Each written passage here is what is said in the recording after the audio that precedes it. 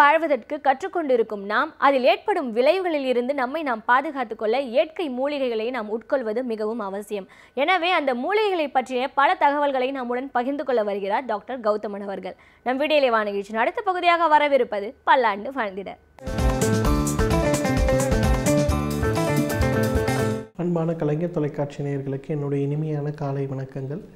இன்றைக்கி நம்ம பார்க்கக்கூடிய தாவரத்துடைய பெயர் பச்சை கிழுவை அப்படின்னு சொல்லக்கூடிய ஒரு பால் வடியக்கூடிய வகையைச் சேர்ந்த ஒரு மர அல்லது புதர் வகை சாவரம் சொல்லலாம். பொதுவாக இந்த பச்சை கிழுவை பார்த்திங்கன்னா உலர்ந்த பாலைவனங்களில், சூடு அதிகமான பகுதிகளில், மலை மேடுகளில் வளரக்கூடிய ஒரு வகையான கள்ளி வகையைச் சேர்ந்த தாவரம். இதற்கு இலைகள் இருக்கிறத நம்ம பார்க்க முடியாது. பார்ப்பதற்கு நீட்டாக கொம்பு மாதிரி வரும். அந்த சூடு அதிகமாகும்போது அதனுடைய தண்டு பகுதி வெடித்து உள்ளே இருந்து ஒரு வெண்மை நிறமான அல்லது பழுப்பு நிறமான அல்லது கருப்பு நிறமான பிசின் வெளியில் வரதை நம்ம பார்க்க முடியும். இந்த பிசினை தான் நம்ம மருந்துக்கு பயன்படுத்துகின்ற ஒரு வழக்கத்தை வைத்திருக்கிறோம். இந்த பச்சை கிழுவையை பொறுத்தவரையிலும் முட்டு வலிகளுக்கு இயற்கை கொடுத்திருக்கின்ற மிகச்சிறந்த வலி நிவாரணிகளில் ஒன்றுன்னு சொல்ல முடியும். ஏன்னா இன்றைக்கு நிறைய மாடர்ன் மெடிசனில் பார்த்திங்கன்னா நிறைய பேருக்கு வலி நிவாரண மாத்திரைகளை கொடுக்குறாங்க. அந்த வலி நிவாரண மாத்திரைகளை சாப்பிடும்போதே வயிற்று தொந்தரவு வராமல் இருக்கிறதுக்கு ஒரு பெயின் கில்லரை சாப்பிட வேண்டிய ஒரு அவசியம் இருக்குது. இருந்தாலும் கூட நிறைய பேருக்கு பார்த்திங்கன்னா இந்த வலி நிவாரண மாத்திரைகளை உட்கொள்ளும் போது வாய்ப்புண், குடல் புண், சிலருக்கு மோஷன் போகிறது கஷ்டமாகிறது, எரிச்சல் வர்றது, இந்த மாதிரி நிறைய தொந்தரவுகள் ஏற்படுறது நம்ம பார்க்குறோம். இந்த பச்சை கிழுவையுடைய மிக முக்கியமான ஒரு குணமே பார்த்திங்கன்னா இன்றைக்கு அமெரிக்காவில் இருக்கக்கூடிய ஒரு மருத்துவ பல்கலைக்கழகமும் கோயம்புத்தூரை தலைமையிடமாக கொண்டு வருகின்ற ஒரு ஆயுர்வேத மருத்துவ நிறுவனமும் சேர்ந்து கிட்டத்தட்ட 15 வருடங்களாக ஒரு ஆராய்ச்சியை மேற்கொண்டு வருகிறார்கள். அந்த ஆராய்ச்சியுடைய முக்கியமான மருந்தே இந்த பச்சை கிழுவை தான். இந்த வலிகளுக்கு, குறிப்பாக ரொமட்டாய்டு ஆர்த்ரைட்டிஸ்ன்னு சொல்லக்கூடிய முடக்குவாதம் சம்பந்தப்பட்ட வலிகளுக்கு, சிக்கன் குனியான்னு சொல்லக்கூடிய முடக்குவாதம் சம்பந்தப்பட்ட வலிகளுக்கு, முட்டுகளில் ஏற்படுகின்ற ஆஸ்டியோ ஆர்த்ரைட்டிஸ் சம்பந்தப்பட்ட வலிகளுக்கு வழக்கமாக கொடுக்கக்கூடிய வலி நிவாரண மாத்திரைகளுக்கு பதிலாக இந்த பச்சை கிழுவையிலிருந்து எடுக்கக்கூடிய அந்த ஹெர்பல் எக்ஸ்ட்ராக்ட்ஸை மாத்திரையாக கொடுக்கும்போது உடலில் என்ன வகையான மாற்றங்கள் ஏற்படுகிறது அப்படிங்கிறத ரொம்ப அழகாக கிட்டத்தட்ட 15 வருஷமாக ஆராய்ச்சியாக செய்து கொண்டிருக்கிறார்கள். அந்த மாதிரி செய்யும்போது பார்த்திங்கன்னா நிறைய விஷயங்களை அவங்க கண்டுபிடிச்சதை நம்ம பார்க்க முடிகிறது. தசைகளுக்கு செல்லக்கூடிய இரத்த ஓட்டத்துடைய அளவு அதிகரிக்கிறது, முட்டுகளில் இருக்கக்கூடிய அந்த அழற்சின்னு சொல்லக்கூடிய இன்ஃப்ளமேஷன் குறைய வைத்தது, நரம்புகளில் இருக்கக்கூடிய ஒரு கடுமையான சூடு அல்லது பாதிப்பு குறைய வைத்தது, காலை எழுந்து கொள்ளும்போது அந்த முட்டுகளில் இருக்கக்கூடிய ஸ்டிஃப்னஸ் குறைய வைத்தது, ஸ்டீராய்டு மருந்துகளுடைய தேவை இல்லாமல், அதிகமான பெயின் கில்லர்ஸோட தேவை இல்லாமல் அதையும் குறைய வைத்தது அப்படின்னு சொல்லி நிறைய விஷயங்களை கண்டுபிடிச்சாங்க. இப்போ கடைசி கட்ட ஆராய்ச்சின்னு சொல்லக்கூடிய கடைசி கட்ட ஒரு ஆராய்ச்சி முடிவுக்கு முன்பு அவங்க அந்த ரிசல்ட்ஸை பப்ளிஷ் பண்ணாங்க. அந்த ரிசல்ட்ஸில் என்ன அழகாக நிரூபிச்சிருக்கிறாங்கன்னா, வழக்கமாக கொடுக்கக்கூடிய வலி நிவாரண மாத்திரைகள், டைக்ளோஃபெனாக்னு சொல்லக்கூடிய அந்த வலி நிவாரண மாத்திரைகளோ அல்லது வலிகளுக்கு கொடுக்கக்கூடிய, குறிப்பாக ரொமட்டாய்டு ஆர்த்ரைட்டிஸ்க்கு கொடுக்கக்கூடிய சில வகையான ஸ்டீராய்டு சம்பந்தப்பட்ட மாத்திரைகளோ கொடுக்கும்போது உடலில் என்ன வகையான மாற்றங்கள் ஏற்படுகிறது, அதுக்கு பதிலாக பச்சை கிழுவையிலிருந்து எடுக்கக்கூடிய இந்த எக்ஸ்ட்ராக்ட்ஸை கொடுக்கும்போது என்ன வகையான மாற்றங்கள் ஏற்படுகிறதுங்கிறது ஒரு கம்பேரிசன். அதை செய்து பார்க்கும்போது இந்த மாடர்ன் மெடிசன் எடுத்துக்கொள்ளும் போது ஏற்படுகின்ற பக்க விளைவுகள் எதுவுமே இந்த பச்சை கிளை கொடுக்கும்போது இல்லை அப்படிங்கிறது முதல் விஷயம். இரண்டாவது, இந்த நோயாளிகளுக்கு இந்த வழக்கமாக கொடுக்கக்கூடிய மாடர்ன் மெடிசன்ஸுடைய பெயின் கில்லர்ஸ் கொடுக்கும்போது ஏற்படுகின்ற அந்த ரிக்வயர்மெண்ட்ஸோடைய அளவு, அதாவது 3 மாதத்திற்கு பிறகு எவ்வளவு தேவை, 1 வருடத்திற்கு பிறகு எவ்வளவு தேவை, 6 வருடத்திற்கு பிறகு எவ்வளவு தேவை. ஏன்னா ரொமட்டாய்டு ஆர்த்ரைட்டிஸ் இருக்கும்போதோ அல்லது ஆஸ்டியோ ஆர்த்ரைட்டிஸ் இருக்கும்போது மருந்துகளுடைய தேவை அப்படிங்கிறது நீண்ட கால ஒரு தேவையாக இருக்கிறதுனால எப்படி இருக்குது அப்படிங்கிற அந்த ஒரு கம்பேரிசன் எடுத்து பார்க்கும்போது இந்த மாடர்ன் மெடிசனுடைய அந்த வலி நிவாரண மாத்திரைகளுடைய தேவை நாளுக்கு நாள் அதிகரித்து வந்தது. அட்லீஸ்ட் இயர் டு இயர் போகும்போது அதிகரித்து வந்ததை பார்த்தாங்க. ஆனால் பச்சை கிழுவையிலிருந்து எடுக்கக்கூடிய எக்ஸ்ட்ராக்ட்ஸை கொடுக்கும்போது அது நாளுக்கு நாள் அதிகரிக்கவில்லை. 250 மில்லிகிராம் அந்த ஒரு எக்ஸ்ட்ராக்டை மட்டும் 10 வருடமாக நோயாளிகள் அதை எடுத்துக்கொள்ளும்போது கூட அது நோயாளியுடைய உடம்பில் தேவையான நல்ல மாற்றங்களை கொண்டு வந்ததை கவனிக்க முடிஞ்சது. அது 500 மில்லியாக கொடுக்கும்போது என்ன மாற்றங்கள் தேவைப்படுதா, இல்லை சிலருக்கு 1 கிராம் வரையிலும் 10 வருஷம் கழித்து டோஸை அதிகரிக்க வேண்டிய தேவை இருந்ததான்னு பார்த்தா அதுவும் இல்லை. ஒரு மினிமைஸ்டு டோஸில் காலையில் மதியம் இரவு 3 வேளை ஒரு மாத்திரையாக கொடுக்கும்போது அது நல்ல மாற்றத்தை ஏற்படுத்தியது அப்படிங்கிறத கண்டுபிடிச்சாங்க. மூன்றாவது, இது வயிறில் என்ன மாதிரி மாற்றங்களை ஏற்படுத்துகிறது அல்லது வயிறு சம்பந்தப்பட்ட புற்றுநோய் ஏற்படுவதற்கு ஏதாவது காரணிகளை இது உண்டாக்குகிறதா அப்படிங்கிற ஒரு ஆராய்ச்சி. ஏன்னா பெரும்பாலான வலி நிவாரண மாத்திரைகள் ஈரல் சம்பந்தப்பட்ட பிரச்சனைகளையும் சிறுநீரகம் சம்பந்தப்பட்ட பிரச்சனைகளையும் ஏன் வயிற்றில் குடலில் புற்றுநோய் சம்பந்தப்பட்ட பிரச்சனைகளையும் உருவாக்குறதை நம்ம பார்க்க முடிந்தது. ஆனால் இந்த பச்சை கிழுவையிலிருந்து எடுக்கக்கூடிய அந்த ஒரு மாத்திரையை தொடர்ந்து எடுத்துக்கொள்ளும் போது அவர்களுக்கு எந்த விதமான பிரச்சனையும் இல்லாமல் இருந்ததை கவனிக்க முடிந்தது. அதைக்கும் மேலே அவங்களுடைய பவல் மூமெண்ட்ஸு, அவங்களுடைய சிறுநீர் கழிக்கக்கூடிய விகிதம், காலை எழுந்து கொள்ளும்போது அவர்களுக்கு வரக்கூடிய ஸ்டிஃப்னஸில் இருக்கக்கூடிய அந்த பாதிப்புகள், அதே போல் ஒரு அரை மணி நேரம் நிற்க வேண்டிய தேவை, நடக்க வேண்டிய தேவை ஏற்பட்டால் வரக்கூடிய பாதிப்புகள்.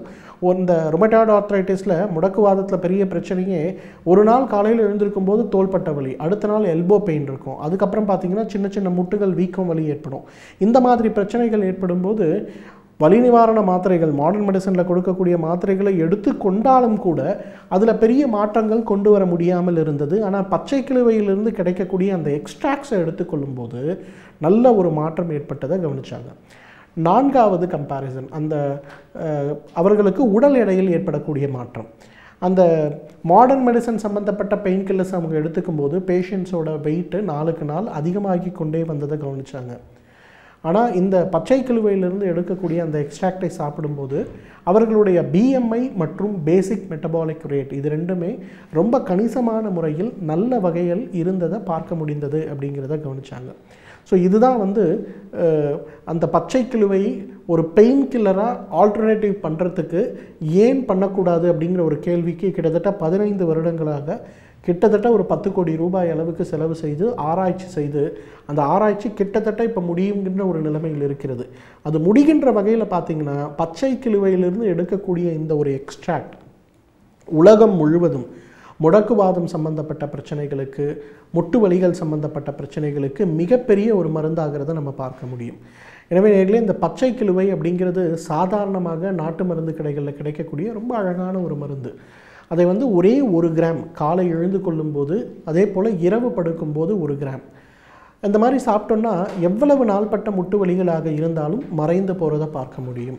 ஸோ பச்சை கிழவை வலி நிவாரணம், வலி சம்பந்தப்பட்ட பிரச்சனைகளுக்கு இயற்கை கொடுத்திருக்கின்ற ஒரு மிகச்சிறந்த அருமருந்து. தகுந்த மருத்துவ ஆலோசனையின் பேரில் சரியான முறைப்படி இதை உபயோகப்படுத்தி வந்தோமேயானால் நம்மாலும் பல்லாண்டு காலம் ஆரோக்கியமாக வாழ்ந்திட முடியும்.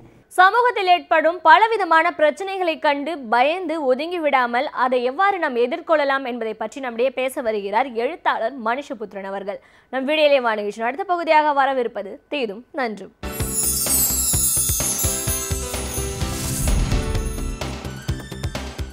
வணக்கம் நண்பர்களே, இன்னும் ஒரு இனிய காலை பொழுதில் தீதும் நன்றும் நிகழ்ச்சியில் உங்களை சந்திப்பதில் மிக்க மகிழ்ச்சி அடைகிறேன். இந்த சமூகத்தில் சில பணிகளுக்கு மிக அதிகமான பொறுப்புகள் இருக்கின்றன. அதாவது சிலருடைய பணிகள் பாதிக்கப்பட்டால் அது உடனடியாக பலரையும் பாதிக்கும். சிலர் செய்யக்கூடிய பணிகள் என்பது உயிராதாரமான சில விஷயங்களோடு தொடர்புடையதும் கூட. மருத்துவர்களுடைய பணி என்பதும் அப்படிப்பட்டது தான். அப்படிப்பட்ட ஒரு சூழ்நிலையில் இன்றைக்கு மருத்துவர்கள் நடத்துகிற அல்லது மருத்துவர்கள் செய்யக்கூடிய மருத்துவர்களோடு தொடர்புடைய பிரச்சனைகள் என்பது மிகப்பெரிய அளவிற்கு உடனடியான விளைவுகளை ஏற்படுத்தி விடுகின்றன. அப்படிப்பட்ட ஒரு சம்பவம் சமீபத்தில் நடந்தது. சென்னை ராஜீவ்காந்தி அரசு பொது மருத்துவமனையில் நடந்த ஒரு சம்பவம் என்பது ஒரு மிகப்பெரிய அளவிற்கான கலவரம் என்று சொல்லக்கூடிய ஒரு சூழலுக்கு கூட இட்டு சென்றது என்று சொல்லலாம். அப்படிப்பட்ட அந்த சம்பவம், அதாவது ஒரு மோதலில் காயமடைந்த ஒரு மாணவர் அங்கே ஒரு இளைஞர் அங்கு கொண்டு வந்து சேர்க்கப்படுகிறார். அப்படி சேர்க்கப்பட்ட அந்த மாணவரை பார்ப்பதற்காக சுமார் 20-30 இளைஞர்கள் மொத்தமாக அங்கே அந்த மருத்துவமனைக்கு வருகை தருகிறார்கள். அப்படி வருகிற போது அவ்வளவு பேர் ஒன்றாக உள்ளே வரக்கூடாது என்று மருத்துவர்கள் தடுக்கிறார்கள். அப்படி தடுக்கிற போது அங்கிருந்த ஒரு பெண் மருத்துவரை இந்த மாணவரை பார்க்க வந்த பார்வையாளர்களில் ஒருவர் தாக்கியதாக சொல்லப்படுகிறது. இந்த சம்பவம் என்பது அங்கிருந்த பயிற்சி மருத்துவர்களை மிகவும் ஆத்திரமடைய வைத்தது. அதன் விளைவாக அவர்கள் தங்களுடைய பணிகளை நிறுத்திவிட்டு உடனடியாக அவர்கள் அங்கே வெளியே சென்று சாலை மறியலில் ஈடுபட்டார்கள். இதன் காரணமாக போக்குவரத்தும் கடுமையாக ஸ்தம்பித்தது. இதனுடைய தொடர் விளைவுகள் என்று பார்த்தால் அந்த மருத்துவமனையில் அவசர பிரிவில் சிகிச்சை பெற்றுக்கொண்டிருந்த ஒரு நோயாளி ஒருவர் சிகிச்சை கிடைக்காமல் மரணமடைந்து விட்டார். இந்த சூழ்நிலையில் அங்கே இந்த சம்பவங்களை எல்லாம் படம் பிடிக்க வந்த ஒரு செய்தி ஊடகத்தினுடைய ஒரு ஒளிப்பதிவாளரும் செய்தியாளரும் மருத்துவர்களால் தாக்கப்பட்டார்கள் என்று சொல்லப்படுகிறது. எத்தனை சம்பவங்கள்! ஒரு மனிதர் செய்யக்கூடிய ஒரு தவறு என்பது ஒரு மிகப்பெரிய அளவிற்கான ஒரு அடுத்தடுத்த தொடர் விளைவுகளை ஏற்படுத்தி ஒரு மிகப்பெரிய நெருக்கடியை அங்கே ஏற்படுத்தியதை நம்மால் பார்க்க முடிகிறது. இப்படி தனி மனிதர்கள் செய்யக்கூடிய சில பொறுப்பற்ற செயல்கள் என்பது எந்த அளவிற்கு மற்றவர்களுக்கு ஒரு ஆபத்தானதாக முடியும் என்பது மட்டுமல்ல, அது எதிர்பாராத பல விளைவுகளை ஏற்படுத்தக்கூடியது என்பதை நாம் மறந்துவிடக்கூடாது. உதாரணமாக அரசு மருத்துவமனைகளில் இதுபோன்ற சம்பவங்கள் நடப்பது முதன்முறை அல்ல. இதற்கு முன்னாலும் சில சமயம் மருத்துவர்கள் தாக்கப்பட்டிருக்கிறார்கள், அல்லது நோயாளிகளிடமிருந்து நோயாளிகளை பார்க்க வந்தவர்களிடமிருந்து கடும் எதிர்ப்புகளை அவர்கள் சந்தித்த சம்பவங்களும் உண்டு. இப்படியான சம்பவங்கள் எங்கிருந்து நடக்கின்றன என்று பார்க்கிற போது அங்கே இருக்கக்கூடிய மருத்துவர்களுக்கும் மருத்துவர்களுக்கும் பார்வையாளர்களுக்கும் இடையே ஒரு நல்லிணக்கமான உறவுகள் இருக்க வேண்டும். அதே போல் மருத்துவமனையினுடைய விதிகளையும் வரக்கூடிய பார்வையாளர்கள் பின்பற்றி நடக்க வேண்டும். ஏனென்றால் ஒரு அமைதியான சூழலில்தான் ஒரு மருத்துவம் என்பது முறையாக நடைபெற முடியும். ஆனால் என்ன நடக்கிறது என்று சொன்னால், உண்மையில் மருத்துவர்களுக்கும் நோயாளிகளுக்குமே கூட பல சமயத்தில் நல்ல உறவுகள் இருப்பதில்லை. மாறாக நோயாளிகள் மீது மருத்துவர்கள் அலட்சியம் காட்டுகிறார்கள் என்கிற ஒரு குற்றச்சாட்டு, அதுவும் அரசு பொது மருத்துவமனை போன்றவற்றிலும் கூட ஒரு மிகப்பெரிய அளவிற்கு தொடர்ந்து இருந்து கொண்டிருக்கிறது. அதே போல் நீங்கள் பார்வையாளர்களிடமிருந்து பணம் பெறுவது, சிகிச்சைக்காக அதிகப்படியான கட்டணம் வசூலிப்பது போன்ற பிரச்சனைகளின் காரணமாகவும், உண்மையான தகவல்களை மறைப்பதன் காரணமாகவும் பல தனியார் மருத்துவமனைகளில் கூட மருத்துவர்கள் தாக்கப்பட்ட சம்பவங்கள் நடந்திருக்கின்றன. இந்த விஷயத்தில் மிக நேர்மையாக நடந்து கொள்ளக்கூடிய மருத்துவர்களிடம் மக்கள் மிகுந்த அன்பு காட்டுகிறார்கள், அவர்களை மிகவும் நேசிக்கிறார்கள். ஆனால் அறத்திற்கு புறம்பாக நடந்து கொள்ளக்கூடிய மருத்துவர்கள் சிலர் இந்த எதிர்ப்பை சந்திக்க வேண்டியிருக்கிறது. அப்படியே ஒரு மருத்துவரே தவறு செய்திருந்தால் கூட வன்முறையில் இறங்குவதை எந்த விதத்திலும் ஏற்றுக்கொள்ள முடியாது. அது எந்த விதமான அடிப்படை நியாயமும் இல்லாத ஒன்று. ஏனென்றால் ஒரு மருத்துவரை நீங்கள் இடையூறு செய்தால் அல்லது அவரை தாக்கினால் அவருக்காக காத்திருக்கக்கூடிய, அவரிடமிருந்து உடனடியாக உதவிகள் தேவைப்படக்கூடிய பலரும் பாதிக்கப்படக்கூடிய ஒரு அவலநிலை ஏற்படுகிறது. பலருடைய உயிரை காப்பாற்றக்கூடிய, அவர்களை வேதனைகளிலிருந்தும் பயத்திலிருந்தும் மீட்கக்கூடிய ஒரு பணியாக இருக்கிறது. அப்படிப்பட்ட ஒரு பணியின் போது இதுபோன்ற செயல்களை செய்வது அல்லது இதுபோன்ற செயல்களில் ஈடுபடுவது என்பது எந்த விதத்திலுமே ஏற்க முடியாத ஒன்று. நாம் இதையெல்லாம் சிந்தித்து பார்க்க வேண்டும். நாம் எல்லா இடங்களிலும் நாம் வன்முணர்ச்சியை வெளிப்படுத்துவதன் மூலமாக நமக்கு என்ன கிடைத்துவிடும்? சமீபத்தில் கூட ஒரு சம்பவம் நடந்தது. அதாவது டெல்லி பல்கலைக்கழகத்தில் அங்கே தற்கொலை செய்து கொண்ட அந்த மாணவர், டெல்லி ஜவஹர்லால் பல்கலைக்கழகத்தில் தற்கொலை செய்து கொண்ட அந்த மாணவர் முத்துகிருஷ்ணனுடைய அந்த இறுதிச் சடங்கின் போது அங்கே அஞ்சலி செலுத்த வந்த மத்திய அமைச்சர் பொன் ராதாகிருஷ்ணன் அவர் மீது யாரோ ஒருவர் காலணியை வீசினார் என்கிற ஒரு செய்தி. அந்த செய்தியுமே மிகுந்த வருத்தம் தரக்கூடியதாக இருந்தது. ஏனென்றால் இது போன்ற விஷயங்கள் செய்கிற போது நாம் என்ன நியாயமான காரணத்திற்காக போராடுகிறோமோ அந்த நியாயங்கள் பின்னுக்கு தள்ளப்பட்டு யாரோ ஒருவர் செருப்பு வீசினார் என்பதுதான் நம்ம எல்லோருடைய மனதிலும் நின்றுவிடும். அதை கண்டிப்பதற்கு எல்லோரும் இறங்கி விடுவார்கள். முத்துகிருஷ்ணனுடைய மரணத்திற்கு இன்னும் நீதி கிடைக்காத சூழலில் இதுபோன்ற செருப்பு வீழ்ச்சி சம்பவத்தின் மூலமாக இவர்கள் சாதிக்கப் போவது என்ன? எதற்காக இந்த ஆத்திரமூட்டக்கூடிய செயலை செய்ய வேண்டும்? ஜல்லிக்கட்டு போராட்டத்தின் போது கூட சில விரும்பத்தகாத செய்திகள் நடந்தன. சில ஆபாசமான கோஷங்களை யாரோ சிலர் எழுப்பினார்கள், அல்லது மிகவும் கடுமையான வார்த்தைகளை கொண்ட சில பதாகைகளை சிலர் தாங்கியிருந்தார்கள். அதையெல்லாம் செய்யாமலேயே கூட நம்முடைய போராட்டங்களை, நம்முடைய போராட்ட உணர்வுகளை நாம் கூர்மைப்படுத்தி செம்மையாக ஒரு பொதுக்களத்தில் மக்களுடைய உணர்வுகளை வென்றெடுப்பதற்காக நாம் கொண்டு செல்ல முடியும். ஆனால் தூண்டுகிற விதத்தில், ஆத்திரமடை செய்யக்கூடிய வகையில் நாம் இதுபோன்ற ஒரு சொற்களை பயன்படுத்துவது, இதுபோன்ற போராட்ட வழிமுறைகளை பயன்படுத்துவது, அது எந்த விதமான அடிப்படை நியாயமும் இல்லாத ஒரு செயல் என்று தான் நான் பார்க்கிறேன். அப்படிப்பட்ட ஒரு நிலையில் இந்த செயல்களை நாம் உறுதியுடன் நாம் இங்கே எதிர்க்க வேண்டும். நாம் உண்மையிலேயே ஒரு நியாயமான காரணத்திற்காக ஒரு தவறான விஷயத்தை செய்தால் கூட அது நியாயமாகி விடாது. மாறாக இதுபோன்ற செயல்களின் மூலமாக மிக மிக நியாயமான பல கோரிக்கைகள் அல்லது மிக மிக நியாயமான பல விஷயங்கள், அது எல்லாமே அதனுடைய நியாயத்தை மறைப்பதற்கு இது போன்ற சம்பவங்கள் பயன்படுகின்றன. நியாயமான போராட்டங்களின் போது தான் நாம் மிகவும் கவனத்துடன் இருக்க வேண்டும். அந்த நியாயத்தை மக்களிடம் பாதுகாக்க வேண்டும். அப்படி பாதுகாத்தால்தான் அந்த நியாயங்களுக்கு ஒரு பதில் சமூகத்திடமிருந்து கிடைக்கும், அரசிடமிருந்து கிடைக்கும்.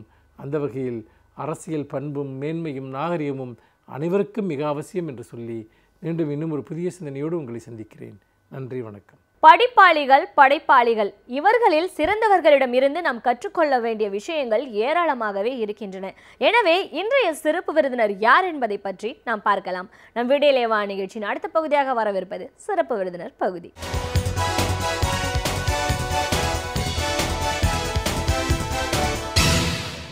வணக்கம் நேயர்களே, விடியலே வா நிகழ்ச்சியின் சிறப்பு விருந்தினருக்கான நேரம் இது. இன்றைய சிறப்பு விருந்தினர் வர்த்தக நுணுக்கம் பற்றிய ஆய்வாளர் டாக்டர் மேரி பிரேம்.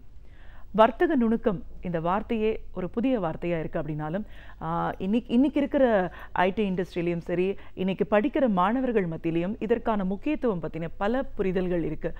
வர்த்தக நுணுக்கம் அப்படின்னு நம்ம சொல்லும்போது பிஸ்னஸ் இன்டெலிஜென்ஸ் அப்படின்னா என்ன, அது எவ்வளோ தூரம் இன்றைய வாழ்க்கையில் ரொம்ப அத்தியாவசியமாக இருக்குது, இப்படி பல கருத்துக்களை நாம் உங்ககிட்ட கேட்டு தெரிஞ்சுக்கலாம். வணக்கம் மேடம். வணக்கம். ஒரு வர்த்தக நுணுக்கம் பற்றிய ஒரு ஆய்வாளராக எங்கள் நிகழ்ச்சிக்கு உங்களுக்கு நான் முதல்ல வரவேற்கிறோம் மேடம்.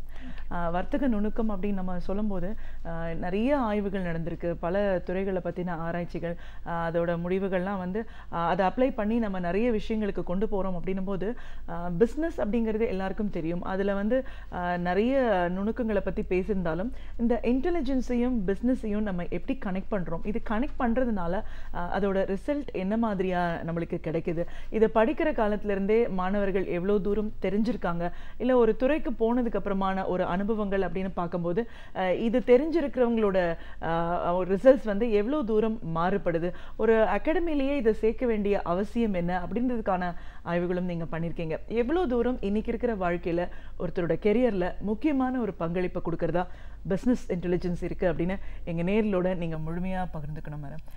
முதல்ல இந்த டெர்மினாலஜியே நம்மளுக்கு புதுசாக இருந்தாலும் இது ரெண்டையும் தனித்தனியாக நம்ம எல்லாருக்கும் நல்லாவே தெரியும். பிஸ்னஸ்னாலும் தெரியும், இன்டெலிஜென்ஸ் அப்படின்னாலும் தெரியும், அதோட ரிசல்ட் என்ன அப்படிங்கிறதையும் நம்ம பார்த்துருக்கோம். இன்னைக்கு இது ரெண்டுத்தையும் சேர்ந்து ஒரு புதுமையாக ஒருத்தர் ஒரு பணியில் ஒரு நிறுவனம் இதை கொண்டு போகும்போது என்ன மாதிரியான ஒரு மாற்றத்தை இதை ஏற்படுத்துது அப்படிங்கிறது தான் தெரியணும். அப்படி என்ன மாதிரியான ஒரு சேஞ்சஸ் பிஸ்னஸ் இன்டெலிஜென்ஸ் மூலமாக நம்மளுக்கு கிடைக்கும்? ஆக்சுவலாக நீங்கள் ரொம்ப அழகாக சொன்னீங்க. பிஸ்னஸ்ன்ற வார்த்தை வந்து ஒரு சாதாரணமாக நம்ம கேஷுவலாக யூஸ் பண்ணுற வார்த்தை. அந்த பிஸ்னஸ் இன்டெலிஜென்ஸ்ன்னு சேர்ந்து வரும்போது இந்த இடத்துல வந்து வேலை அப்படின்றது தான் குறிக்குது. இங்கே வந்து வியாபாரத்தை குறிக்கலை இந்த பிஸ்னஸ்ன்ற வார்த்தை. இன்டெலிஜென்ஸ் அப்படின்றது வந்து ரொம்ப நூதனமான ஒரு வார்த்தை. ஏன் அப்படின்னா எல்லா இடத்துலையுமே நம்ம வந்து இன்டெலிஜென்ஸ் வந்து இப்போ ரொம்ப இம்பார்ட்டண்ட் அப்படின்ற மாதிரி இருக்குது. இப்போ நாலேஜ் அப்படின்றது நம்ம கேஷுவலாக நம்ம எப்பயுமே யூஸ் பண்ணுறது. ஸோ நாலேஜுக்கும் இன்டெலிஜென்ஸ்க்கும் என்ன டிஃப்ரென்ஸ் அப்படின்னு பார்த்தோம் அப்படின்னா, இப்போ நான் ஒரு 10 கேள்வி ஒரு கேண்டிடேட்டை கேட்குறேன் அப்படின்னா அந்த 10 கேள்விக்கும் அவங்க பதில் சொல்லிட்டாங்க அப்படின்னா நம்ம என்ன சொல்லுவோம், நாலேஜபிள் பர்சன் தான் சொல்லுவோம். அவங்கள வந்து இன்டெலிஜென்ட் பர்சன் சொல்ல மாட்டோம். ஏன்னா இன்டெலிஜென்ஸை வந்து இந்த ஒரு 10 கேள்விக்குள்ளே என்னால் மெஷர் பண்ண முடியாது. ஆனால் நாலேஜை வந்து நம்ம வந்து மெஷர் பண்ணலாம். ஸோ இப்போ இந்த பிஸ்னஸ் இன்டெலிஜென்ஸ் அப்படின்ற டேக்லைனை சேர்த்து பார்க்கும்போது என்ன நம்ம சொல்ல வரோம் அப்படின்னா, it's a fact based decision making. இந்த ஃபேக்ட் பேஸ்டு டெசிஷன் மேக்கிங் அப்படின்னா ஒரு உண்மை சார்ந்த என்னுடைய முடிவுகள் அனைத்தும் ஒரு உண்மை சார்ந்த முடிவாக இருக்கணும்.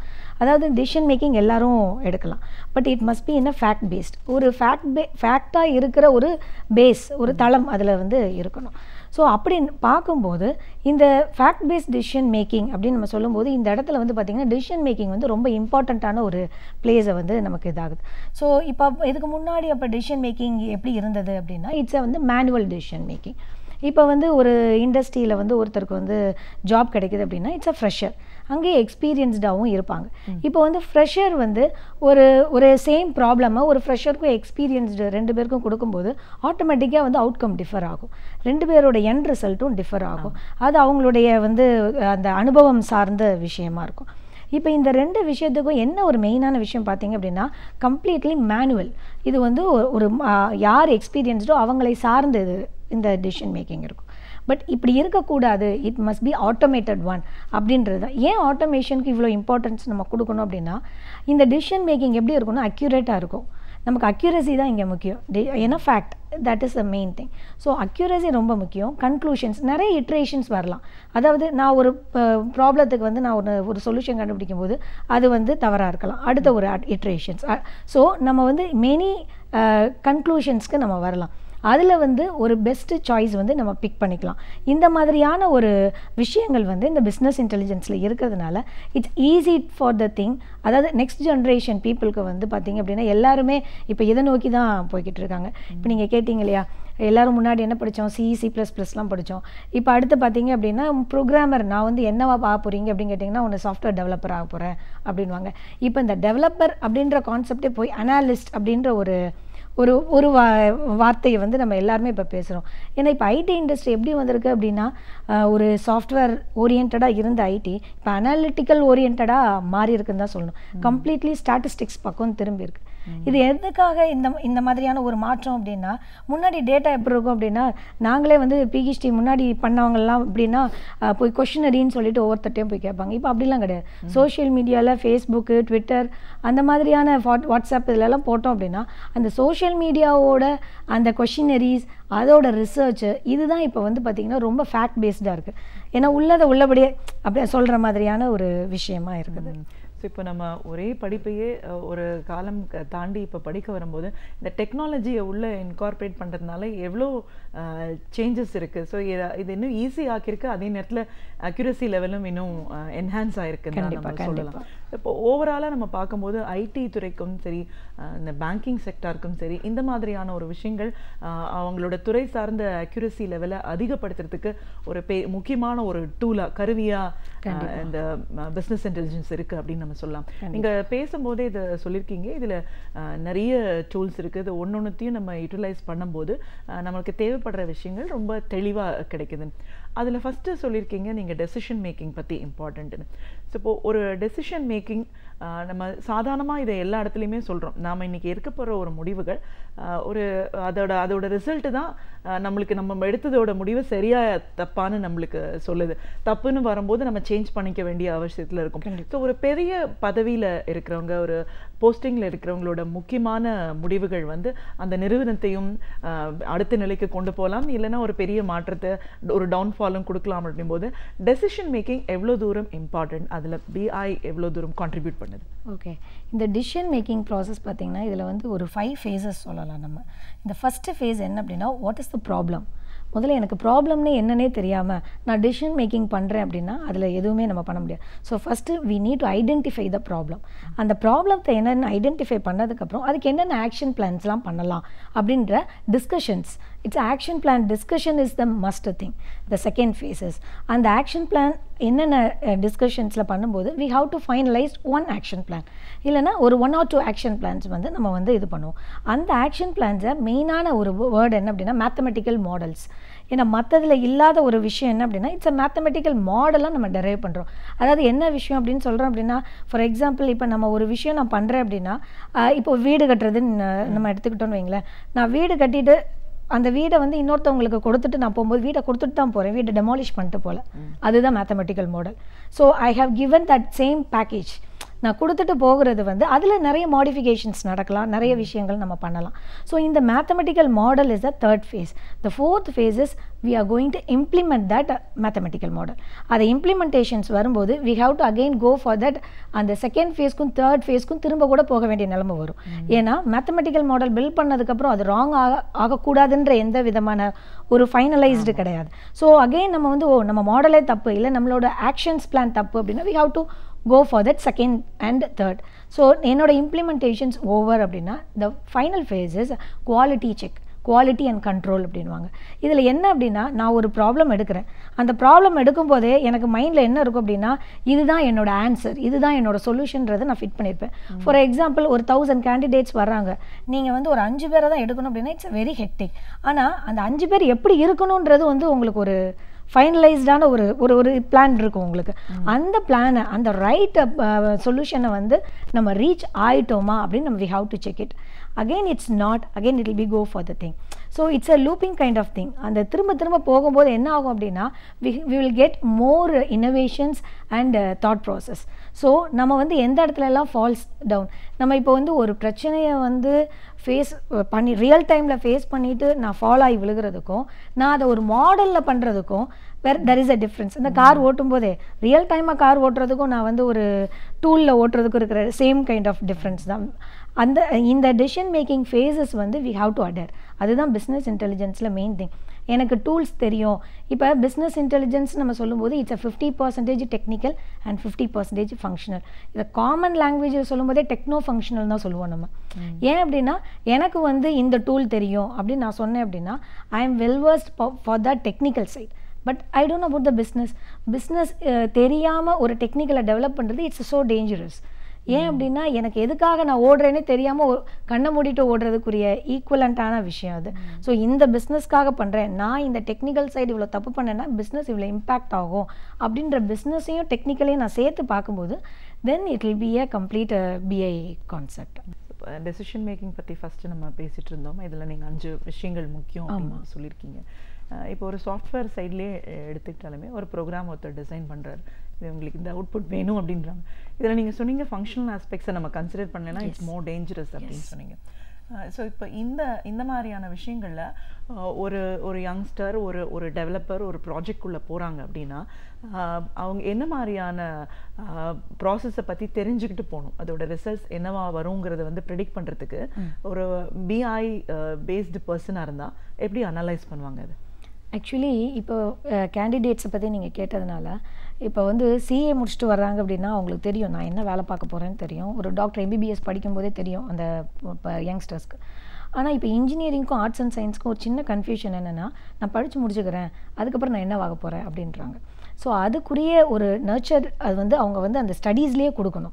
ஃபார் எக்ஸாம்பிள் இப்போ பிஏ வந்து கரிக்குலம்லேயே இருக்குது அப்படின்னா பிஏயும் ஒன் ஆஃப் த கரிக்குலம்ஸ் அப்படின்னு நம்ம சொல்லும்போது ஆப்வியஸ்லி நான் C++, ஜாவா தெரியும், இல்லை மேனேஜ்மெண்ட் தெரியும், எனக்கு வந்து சப்ளை செயின் மேனேஜ்மெண்ட் தெரியும், வாட் எவர் என்ன கான்செப்ட் தெரியுமோ அதில் அவங்க ஒன்று பிக் பண்ணிக்கலாம்.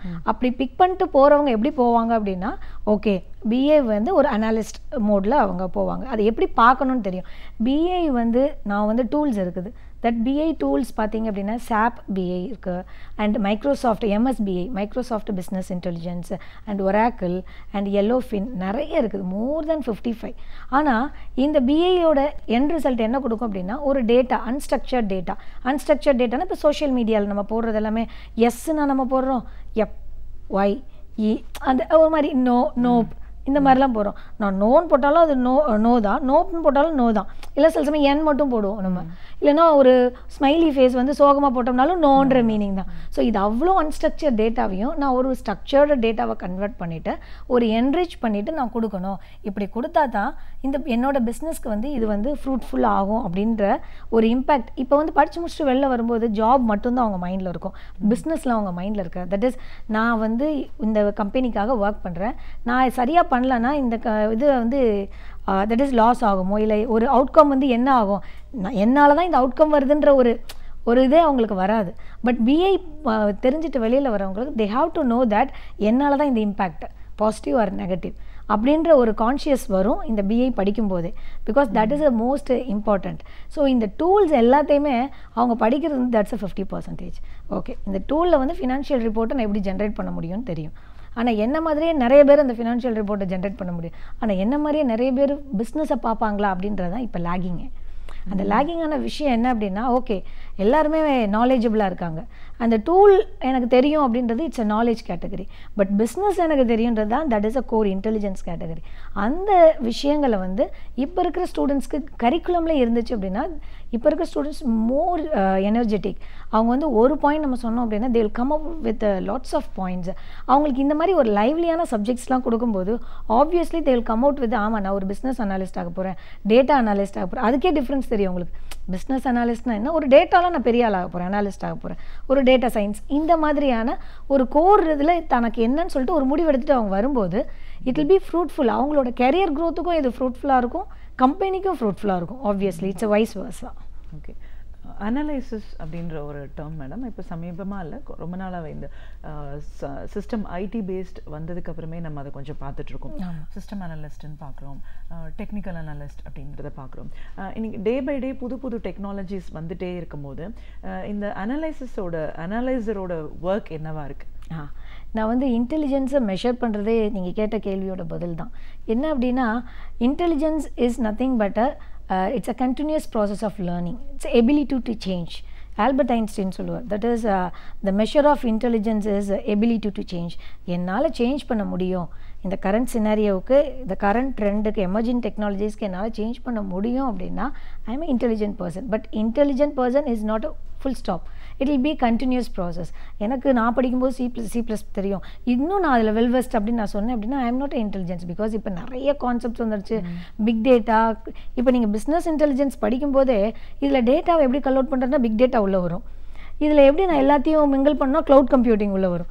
ஸோ இவங்க தே ஆர் ரெடி டு, எனக்கு BI டூல் தெரியும், அந்த BI டூலில் நான் ஒர்க் பண்ணுவேன் அப்படின்ற ஆட்டிடியூட்லேயே அவங்க வர முடியாது.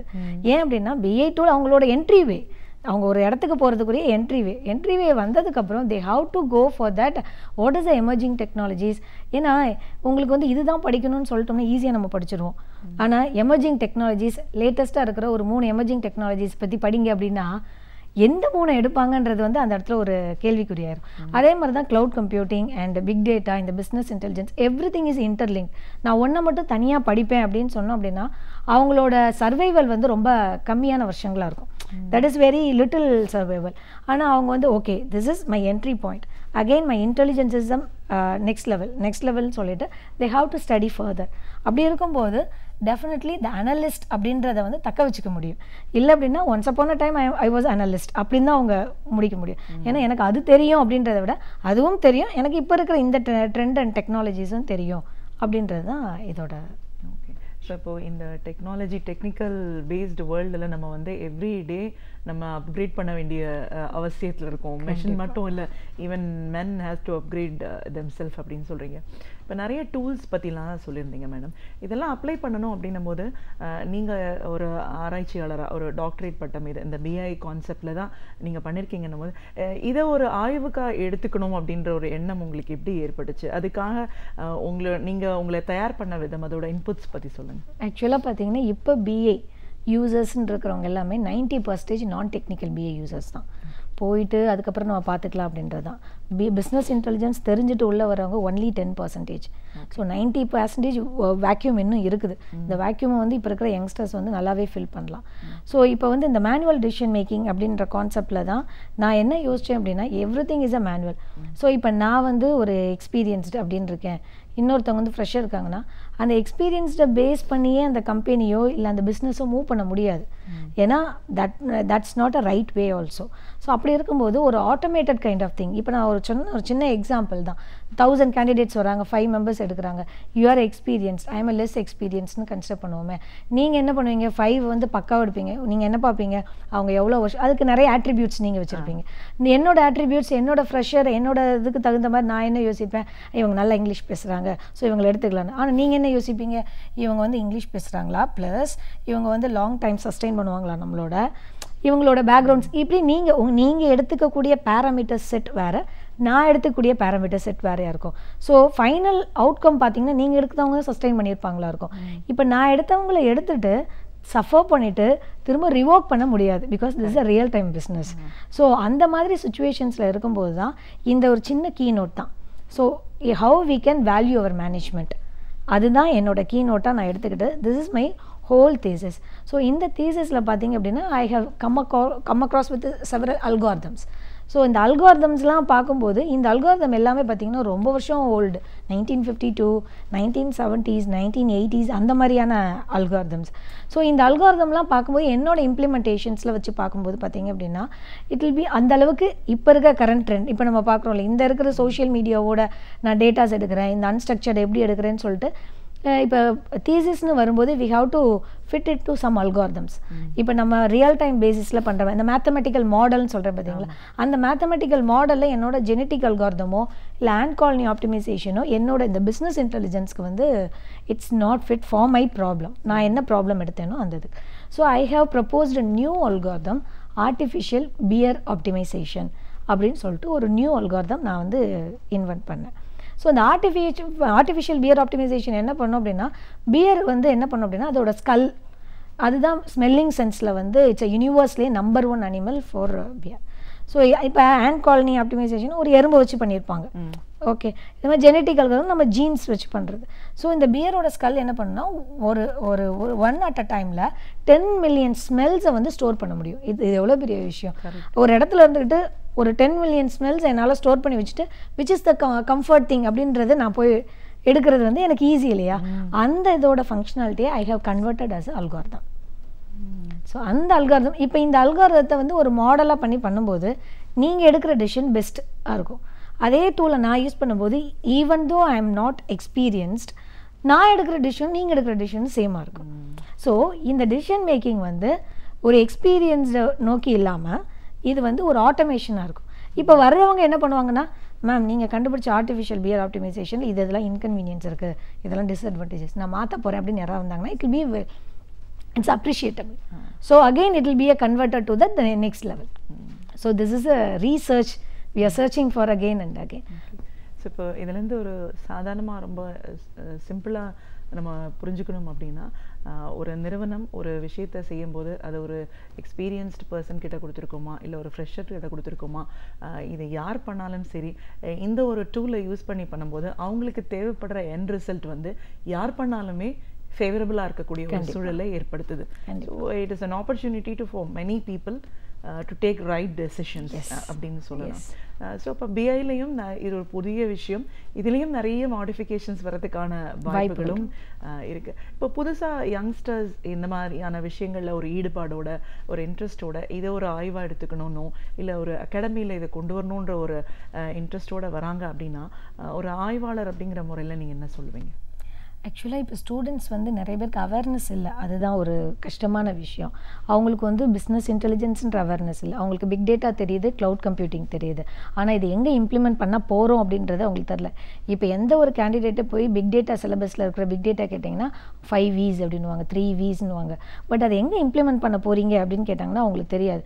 பிக் டேட்டா ஆக்சுவலாக பார்த்திங்கன்னா இதை வந்து ஒரு சிலபிக் என்னோட if anybody is seeing the decision authority for the academician, அவங்க பார்த்தாங்க அப்படின்னா ஒரு கரிக்குலமாக இதை கொண்டு வந்தாங்க அப்படின்னா ஈவன் தான் ஸ்கூல் லெவலில் ரோபோட்டிக்ஸ்லாம் கொண்டு வரும்போது இது வந்து ஸ்கூல் லெவலில் இப்போ பிள்ளைங்க எல்லாருமே பிஸ்னஸ் ஆட்டிடியூடில் தான் இருக்காங்க. நான் படிக்கும்போதே நான் எப்படிமா சம்பாதிக்கிறது இந்த மாதிரி தான் என் குழந்தைய கேட்டுட்டு இருக்காங்க. ஸோ கொஞ்சம் பொறுமையாக நிதானமாக இருந்து அவங்களுக்கு வந்து இந்த பிஸ்னஸ் இன்டெலிஜென்ஸ்னால் என்ன, எப்படி இதை வந்து பண்ணணுன்றது வந்து ஃபஸ்ட்டு வந்து ஸ்கூலிங் லெவலில் ஒரு சின்ன ஒரு இன்ட்ரோ மாதிரி. ஏன்னா ரொபோட்டிக்ஸ் புரிகிற குழந்தைங்களுக்கு கண்டிப்பாக இந்த ஒரு நல்ல கான்செப்டும் புரியும். தென் இதை வந்து நெக்ஸ்ட் வேர்ஷனாக இதை காலேஜ் லெவல்லையும் கொண்டு வரும்போது தான் பிள்ளைங்களுக்கு வந்து ஒரு ஃபியர் போகும். இப்போ சப்போஸ் 10 பேர் மெடிசின்ஸ் போகிறாங்க, 10 பேர் இன்ஜினியரிங் போகிறாங்கன்னும் போது நான் இந்த 2ல் ஒன்று தான் சூஸ் பண்ணுவேன்.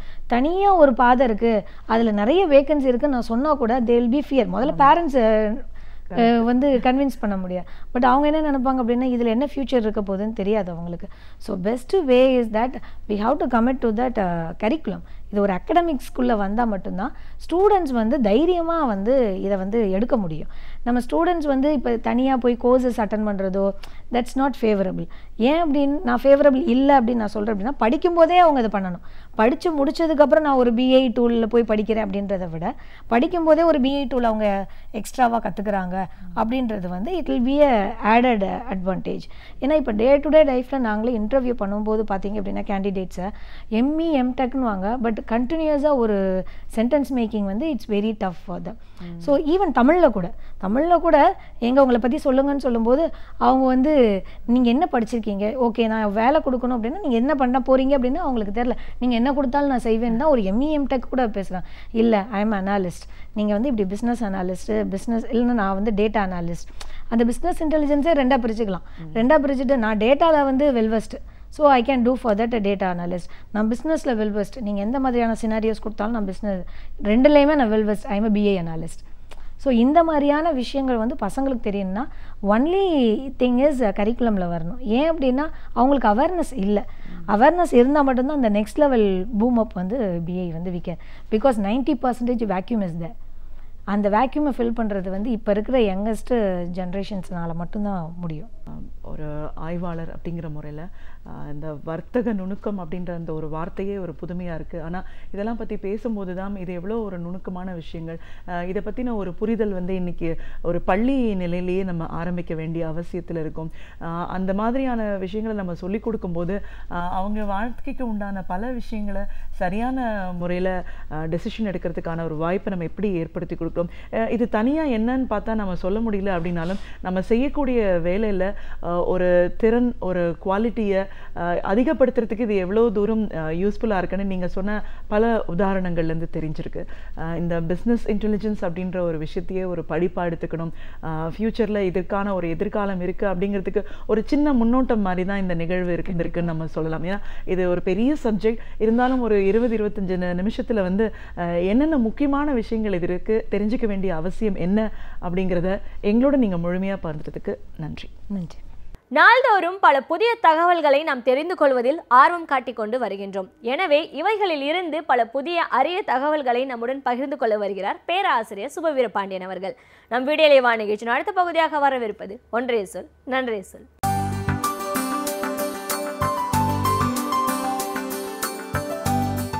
அனைவருக்கும் என் அன்பு வணக்கம். இன்றைக்கு எரிபொருள்களின் விலை நாட்டில் கூடிக்கொண்டே போகிறது. ஒவ்வொரு முறையும் அந்த பெட்ரோல், டீசல் விலை இவைகளெல்லாம் ஏறுகின்றனவே தவிர இறங்குவதே இல்லை. இப்போது சமையல் எரிவாயுவின் விலையும் மிக கூடுதலாக ஏறி இருக்கிறது. இவை அன்றாட வாழ்க்கையில் நடுத்தட்டு ஏழை மக்களை மிகவும் பாதிக்கக்கூடிய விலை ஏற்றங்களாக இருக்கின்றன. இதில் மத்திய அரசு எரிவாயு, சமையல் எரிவாயுவினுடைய விலையை கூட்டியிருக்கிறது. மாநில அரசு தன் பங்கிற்கு வாட் வரியை கூட்டி அதன் மூலம் பெட்ரோல், டீசலினுடைய விலையை கூட்டியிருக்கிறது. இன்றைக்கு பெட்ரோலினுடைய விலை ஏறத்தாழ லிட்டர் 75 ரூபாயை நெருங்கியிருக்கிறது. டீசல் விலை 64 ரூபாயை நெருங்கியிருக்கிறது. அந்த பக்கத்திலே பார்த்தால் மத்திய அரசு கூட்டியிருக்கிற அந்த விலை உயர்வு 651 ரூபாயாக இருந்த சமையல் எரிவாயு இன்றைக்கு 737 ரூபாயாக கூடியிருக்கிறது. இவைகளெல்லாம் தவிர்க்க முடியாத பொருள்கள். நீங்கள் புகைக்கு, சிகரெட்டிற்கு, மதுவிற்கு வரியை கூட்டினால், அதனுடைய கட்டணங்களை கூட்டினால் உடல்நல நன்மைக்காக செய்யப்பட்டிருக்கிறது என்று சொல்லலாம். தவிர்க்கக்கூடிய அல்லது தவிர்க்க வேண்டிய பொருள்கள். சமையல் எரிவாயுவோ அல்லது நாம் வாகனங்களுக்கு போடுகிற எரிபொருள்களோ தவிர்க்க இயலாதவை. அன்றாடம் இந்த வாகனங்களின் எண்ணிக்கை கூடிக்கொண்டிருக்கிறது. எனவே எரிபொருளின் தேவையும் அதிகமாகிக் கொண்டே இருக்கிறது. இவைகளினுடைய விலைகள் கூட்டப்படுகின்றன. என்ன செய்வது? கச்சா எண்ணெயின் விலை கூடுகிறது, ஆகவே பெட்ரோல், டீசல் கூடுகிறது என்று யாராவது சொல்வார்களா என்று பார்த்தால் ஒரு நாளும் அப்படி சொல்ல முடியாது. உண்மையில் என்ன நடந்திருக்கிறது? கச்சா எண்ணெயினுடைய விலை உலக சந்தையில் மிகப்பெரிய சரிவுக்கு உள்ளாகி இருக்கிறது. எந்த அளவுக்கு என்றால், ஒரு பேரல் கச்சா எண்ணெயினுடைய விலை $106 இருந்தது. இன்றைக்கு $54 குறைந்திருக்கிறது. சரிபாதியாக குறைந்திருக்கிறது. ஏறத்தாழ 50% குறைந்திருக்கிறது. அப்படியானால் 60 ரூபாய்க்கு விற்ற பெட்ரோல் 30 ரூபாய்க்கு விற்கப்பட வேண்டும். ஆனால் இங்கே என்ன நடக்கிறது என்றால், 60 ரூபாய்க்கு விற்ற பெட்ரோல் 75 ரூபாய்க்கு விற்கப்படுகிறது. கச்சா எண்ணெயினுடைய விலை சரிகிற போது ஏன் பெட்ரோல், டீசலின் விலை கூடுகிறது என்பது ஒரு பெரிய கேள்வி. இதற்கு அடிப்படையான காரணம், இதிலிருந்து வருகிற வரியை அரசுகள் இழக்க விரும்பாத காரணத்தால் கலால் வரியை கூட்டி, அதனுடைய கச்சா எண்ணெயினுடைய விலை குறைந்து போனாலும் கலால் வரியை கூட்டி பெட்ரோலுக்கு ஏறத்தாழ 40%, டீசலுக்கு 140% கலால் வரி கூட்டப்பட்டு அதனால்தான் இன்றைக்கு விலை இவ்வளவு கூடுதலாக இருக்கிறது. இப்போது நம் முன்னால் இருக்கிற ஒரு பெரிய கேள்வி, கச்சா எண்ணெயின் விலை 50% குறைந்திருக்கும் போது பெட்ரோல், டீசலினுடைய விலை ஒரு 10, 20, 30% குறைந்திருக்க வேண்டும். ஆனால் கூடியிருக்கிறது. இன்னொரு காலத்தில் கச்சா விலையின் எண்ணெயே கூடுமானால் மேலும் பெட்ரோலினுடைய விலை எவ்வளவு கூடும், டீசல் விலை எவ்வளவு கூடும் என்று நம்மால் கணிக்க முடியவில்லை. எனவே அரசுகள் வருகிற லாபத்தை மக்களுக்கு கொடுக்காமல் மக்களை மேலும் வாட்டி வதைக்கின்றன என்பது வெளிப்படையாக தெரிகிறது. இது யாரையெல்லாம் பாதிக்கும் அல்லது எவற்றையெல்லாம் பாதிக்கும் என்று நாம் கருதி பார்க்கலாம். மிகப்பெரிய பணக்காரர்களுக்கு இந்த தொகை ஏற்றம் ஒரு பெரிய பாதிப்பாக இருக்காது. 70 ரூபாய் விற்கிற பெட்ரோல் 75 ரூபாயாக கூடியிருக்கிறது என்பதே கையிலே பணம் வைத்திருக்கிறவர்களுக்கு யாராவது சொன்னால்தான் தெரியும். ஏனென்றால் அவர்கள் எரிபொருளை நிரப்புகிற போது எவ்வளவு கூடியிருக்கிறது, இத்தனை ரூபாய்க்கு எவ்வளவு லிட்டர் கிடைக்கிறது என்றெல்லாம் பார்ப்பதில்லை. ஒரு 5000 ரூபாய்க்கு 3000 ரூபாய்க்கு எரிபொருளை போடுங்கள் என்று தான் போடுகிறார்கள். இது யாரை கூடுதலாக பாதிக்கும்? இந்த பெட்ரோல் டீசல் விலை ஏற்றம் என்பது நடுத்தட்டு மக்களை வெகுவாக பாதிக்கும். அதனை தாண்டி சமையல் எரிவாயுவினுடைய விலை ஏற்றம் இன்றைக்கு இருக்கிற ஏழையான மக்களை கூட பாதிக்கும். காரணம், இன்றைக்கு எல்லா வீடுகளிலும் சமையல் எரிவாயு இருக்கிறது. அது ஒரு ஆடம்பர பொருள் இல்லை. காலங்கள் மாறிவிட்டன. ஒரு காலத்தில் கரி அடுப்பை மூட்டி கொண்டிருந்ததை என்னை போன்றவர்கள் சிறுவனாக இருக்கிற போதே பார்த்திருக்கிறோம். அதற்கு பிறகு விறகு அடுப்பு வந்தது. அதற்கு பிறகு மண்ணெண்ணெய் ஊற்றுகிற ஸ்டவ் அடுப்பு வந்தது.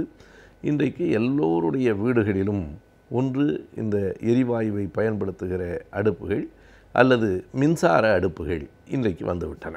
மின்சார அடுப்புகள் கூட மேலை நாடுகளைப் போல நமக்கு அவ்வளவு எளிதானவை அல்ல. மின்சாரம் பல நேரங்களில் நமக்கு தட்டுப்பாடு உடையது. எனவே சமையல் எரிவாயுவை நம்பித்தான் இன்றைக்கு ஏழை குடும்பங்கள், நடுத்தட்டு குடும்பங்கள், பணக்கார குடும்பங்கள் எல்லாமே அதை நம்பித்தான் இன்றைக்கு சமையல் அறையில் இருக்கிறார்கள். பணக்காரர்களுக்கு இது பாதிப்பை ஏற்படுத்தாது. நடுத்தட்டு மக்களுக்கும் ஏழை மக்களுக்கும் கூட பாதிப்பை ஏற்படுத்தும். இப்படி நாம் ஒவ்வொன்றையும் பார்க்கிற போது மக்களினுடைய அன்றாட தேவைகள் பாதிக்கப்படுகின்றன என்பது மட்டுமல்லாமல், இந்த எரிபொருள் விலைகள் கூடுவதன் மூலமாக சரக்கு போக்குவரத்தும் பாதிக்கப்படுகிறது. பொருளை ஒரு இடத்திலிருந்து இன்னொரு இடத்துக்கு கொண்டு போவதற்கு, சரக்குகளை கொண்டு போவதற்கான போக்குவரத்து ஒரு விலை ஏற்றத்துக்கு உரியதாக ஆகிறது. இன்னமும் கூறினால் சிறு குறு தொழில்கள் மிகவும் பாதிக்கப்படுகின்றன. இந்த எரிபொருள்கள் இல்லாமல் இந்த சின்ன சின்ன தொழிற்சாலைகள் இயங்குவது கடினம். இப்படி விலை ஏறிக்கொண்டே போகுமானால் இந்த சிறு தொழில்கள் தான் முதலில் நலிவுக்கு உள்ளாகும். சிறு தொழில்கள் நலிந்து போனால் பெரு முதலாளிகளுக்குத்தான் அது லாபம் தரும். எனவே எரிபொருள் ஏற்றம் என்பது ஏதோ அன்றாடம் நம்முடைய வாகனங்களுக்கு போடுகிற எரிபொருள் பாதிக்கப்படுகிறது என்று மட்டும் நாம் கருதக்கூடாது. ஒட்டுமொத்தமாக நடுத்தட்டு மக்களினுடைய வாழ்க்கை, ஏழை மக்களினுடைய வாழ்க்கை பாதிக்கப்பட்டு பெரும் செல்வர்களினுடைய வாழ்க்கை மேலும் வளமாக்கப்படும். அவர்களுக்குத்தான் இந்த நன்மைகள் வந்து சேரும். பெட்ரோல் விலை அவர்களுக்கும் தானே கூடுகிறது என்றாலும் அவர்களின் பெரும் தொழில்கள் பெரு வளர்ச்சி அடையும் என்கிற காரணத்தால் இங்கே 5 ரூபாய் கூடினால் அவர்களுக்கு அங்கே 50 ரூபாய் லாபம் கிடைக்கும். சிறு தொழில்களும் குறு தொழில்களும் முற்றுமாக நலிந்து போகும், நசிந்து போகும். எனவே இது மக்களுக்கான பிரச்சனை. ஆனால் மக்கள் இது குறித்தெல்லாம் எந்த அளவுக்கு கவலைப்படுகிறார்கள் என்பது நமக்கு தெரியவில்லை. வெளிநாடுகளிலே கவலைப்படுகிறார்கள். நம் அளவுக்கு இல்லை என்றாலும் அங்கே விலை நம்மை விட குறைவாக இருந்தாலும் அங்கே பெரிய எழுச்சிகளும் புரட்சிகளும் வெடிக்கின்றன. கடந்த ஜனவரி மாதம் நாம் பார்த்தோம், மெக்சிகோவிலே நடந்த மிகப்பெரிய போராட்டம். அந்த போராட்டத்துக்கான அடிப்படையே எரிபொருள் விலை உயர்வை எதிர்த்துத்தான் அது நடைபெற்றது. எரிபொருள் விலை உயர்வை ஒரு நாடும் நாங்கள் ஏற்க மாட்டோம். இது சிறு தொழில்களை பாதிக்கும், ஏழை மக்களை, நடுத்தட்டு மக்களை பாதிக்கும். இது பணக்காரர்களுக்கான அறிவிப்பு என்று மெக்சிகோவிலே அவ்வளவு பெரிய போராட்டம். அரசே கவிழ்ந்துவிடும் என்கிற அளவுக்கு மெக்சிகோவிலே இப்போது தான் 2 மாதங்களுக்கு முன்னால் ஒரு பெரிய எழுச்சியை நாம் பார்த்தோம். ஆனால் அதனை விட கூடுதலாக இங்கே விலை ஏற்றம் வந்திருக்கிறது. நம் மக்கள் எப்போதும் பொறுமையாக இருந்து பழகியதைப் போல பொறுமையாகத்தான் இருக்கிறார்கள். ஆனாலும் கூட அரசுகள் எவ்வளவுதான் விலை உயர்த்தினாலும் மக்கள் பொறுமையாக இருப்பார்கள் என்று நம்பிவிடக்கூடாது. இவை போன்றவைகள் என்றைக்காவது ஒரு நாள் மக்களிடத்தில் சீற்றத்தை எழுப்பும். இன்றைக்கு கட்சிகளை எல்லாம் தாண்டி மக்களே தெருவுக்கு வந்து ஒவ்வொரு நிகழ்வுக்காகவும் போராடுகிற கட்டம் வந்திருக்கிறது என்பதை அரசுகள் கவனத்தில் கொள்ள வேண்டும். கல்விக்கேற்ற வேலைவாய்ப்புகள் அமைவது என்பது மிகவும் கடினமானது. எனவே கல்விக்கேற்ற வேலைவாய்ப்புகளை எவ்வாறு நாம் அமைத்துக் கொள்ளலாம் என்பதை பற்றி இன்றைய பகுதியில் பார்க்கலாம். நம் விடியலை வா நிகழ்ச்சியின் அடுத்த பகுதியாக வரவிருப்பது ஆலோசனை நேரம்.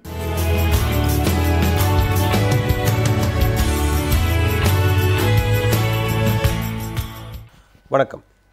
நம்ம இந்த ஆலோசனை நேரம் நிகழ்ச்சியில் பட்டதாரி மாணவர்களுக்கான வேலை வாய்ப்புகள் குறித்து பேசிகிட்டு இருக்கிறோம். குறிப்பாக அரசு துறைகள்லையும் அரசு சார்ந்த துறைகள்லையும் என்ன மாதிரியான பணியிடங்கள் இருக்கின்றன, அந்த பணிகளுக்கான தேர்வு முறைகள் என்னென்ன, அந்த தேர்வுகள் எப்போதெல்லாம் நடத்தப்படுகின்றன, அந்த தேர்வுகளை நடத்தக்கூடிய நிறுவனங்கள் எது, அந்த தேர்வுகளுக்கான பயிற்சி முறை என்ன, எப்படி தயாராகணும், அப்படி தயாராகிற போது ஒரு மாணவர் சந்திக்கக்கூடிய சவால்கள் என்ன, பிரச்சனைகள் என்ன, அவற்றை எப்படி வந்து நம்ம வந்து எதிர்கொள்ள வேண்டும், அப்படி எதிர்கொண்டு ஒரு தேர்வில் வந்து வெற்றி பெறுவது எப்படி அப்படிங்கிறது குறித்து நம்ம தொடர்ச்சியாக பேசிட்டு வந்துட்டுருக்கோம்.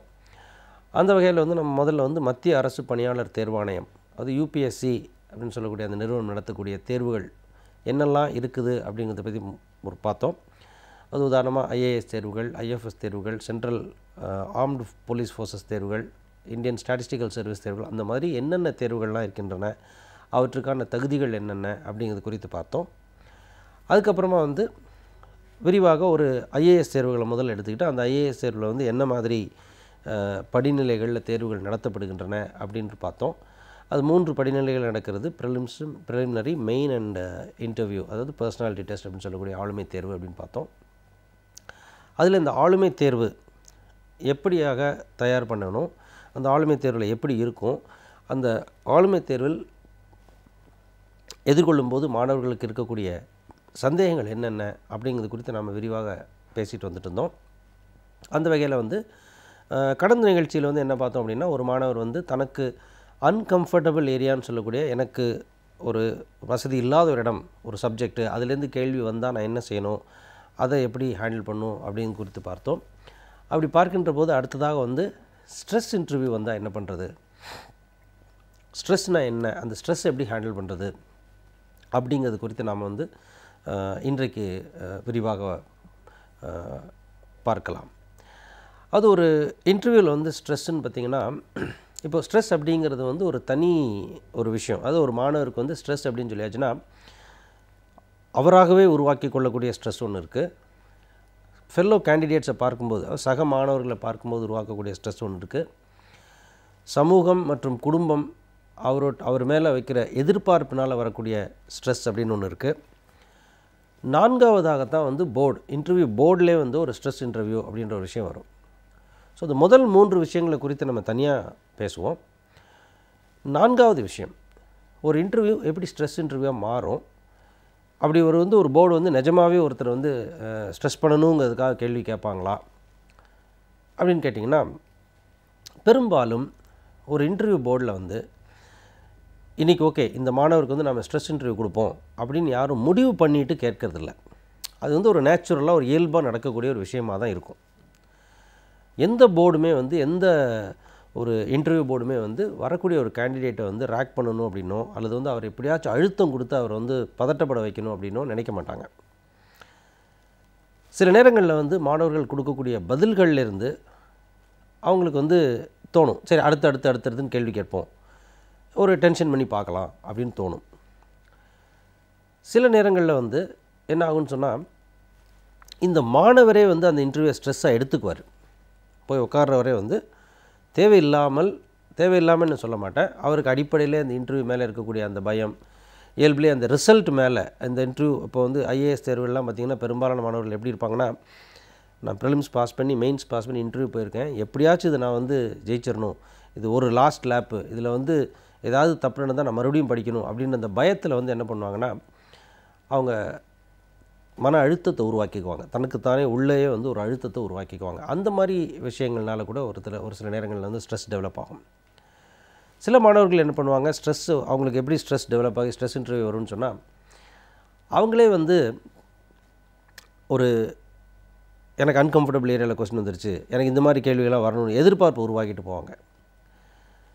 ஸோ இன்னும் சில நேரங்களில் வந்து என்ன ஆகும்னு சொன்னால், அந்த இன்டர்வியூ எப்படி ஸ்ட்ரெஸ்ஸாக மாறும்னு சொன்னால், தேவையில்லாமல் ஆர்கியூ பண்ணுறது.